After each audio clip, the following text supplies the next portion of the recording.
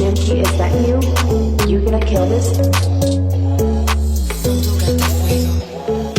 Ele huggy wuggy bro, llega al bastru y chipiră, mare jumpscare ce-ți-a dat, easy kill te devora. Ele huggy wuggy bro, llega al bastru y chipiră, mare jumpscare ce-ți-a dat, easy kill te devora. Fabrică de jucării, totul pare că-i normal, care ăsta tu e frate, ceva pare anormal. Totul devine mai creepy, devine înspăimântător. Statuia e huggy-wuggy, vine cu viteză, cred că mor.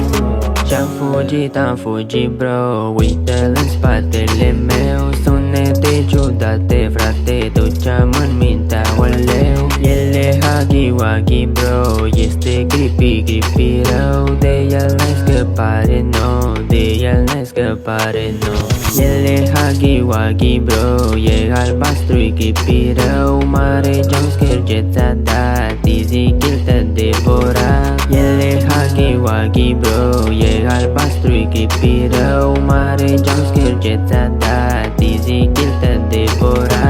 E foarte rapid și este inteligent, nu fi păgălite, huggy-wuggy e foarte atent și foarte flexibil bro, vine după tine în vent. Crezi că nu încape acolo, se lasă în jos, fii atent. Ai dinți ascuțiți ce bagă frica în tine, mâinile alea lungi ce te va apuca pe tine. Și zi te-a devorat, gata bro s-a terminat, is game over, huggy-wuggy a câștigat.